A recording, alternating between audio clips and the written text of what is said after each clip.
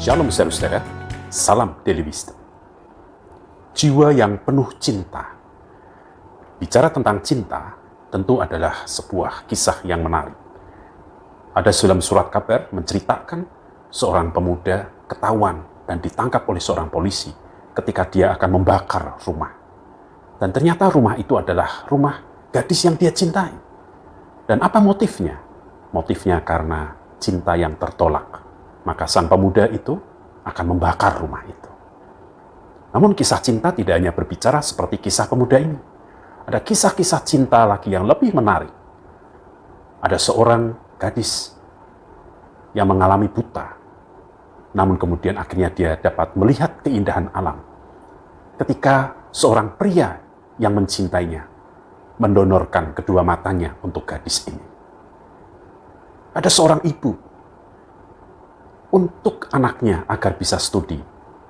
Dia mau berjuang untuk berjualan di pasar, untuk menjual pakaian, untuk melakukan apapun untuk dapat menyekolahkan anaknya.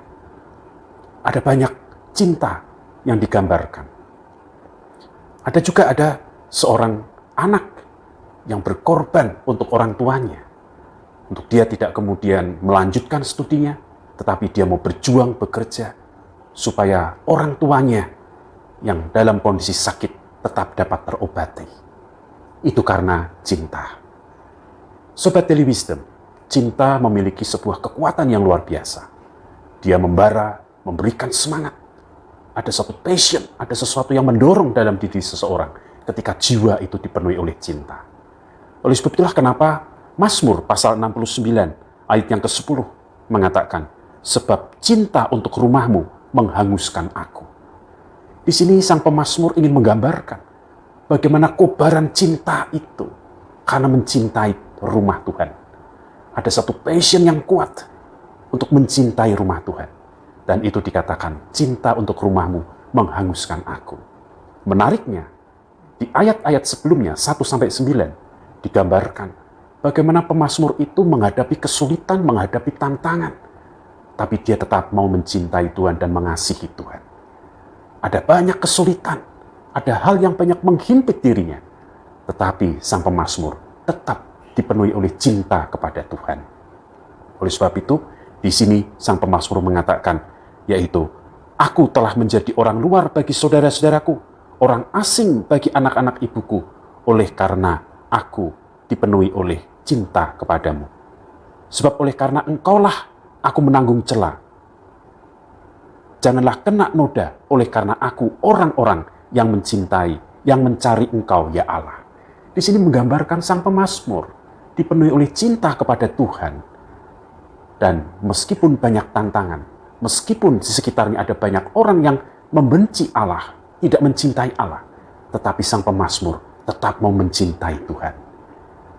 Dan kemudian di dalam ayat 10, cinta kepada Tuhan itu dikatakan, cinta untuk rumahmu menghanguskan aku. Maka di sini pemazmur mengidentikan Tuhan itu dengan rumah Tuhan. Mengapa? Karena rumah Tuhan itu menggambarkan kehadiran Tuhan yang dia sembah.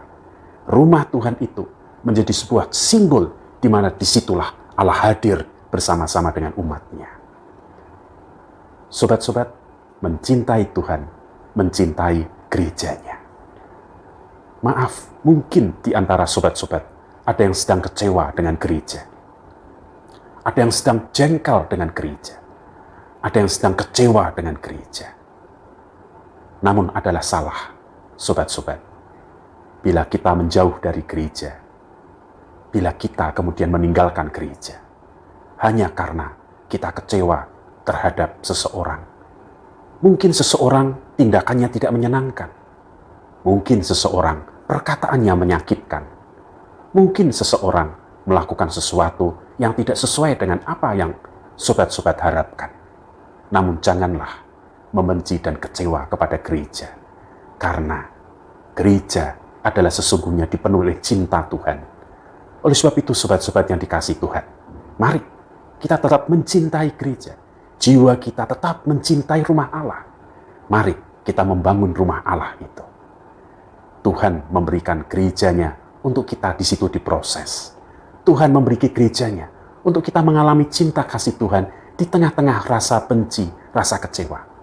Tuhan memberikan gereja supaya kita mendapatkan berkat-berkat di tengah-tengah banyak himpitan kehidupan.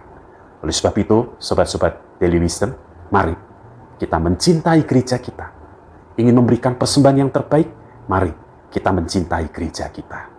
Mari kita membangun kembali gereja kita. Masa pandemik sudah lewat, dan saat ini kita perlu kembali lagi membangun gereja kita. Mengisi waktu kita untuk memberikan waktu gereja kita, supaya gereja kita pun kembali dapat hidup dan bertumbuh.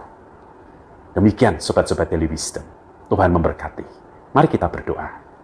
Bapa di surga, terima kasih Engkau memberikan gereja Peterongan untuk kami bertumbuh. Mungkin ada banyak hal yang kami rasakan selama ini berkat dari Tuhan, dari gereja.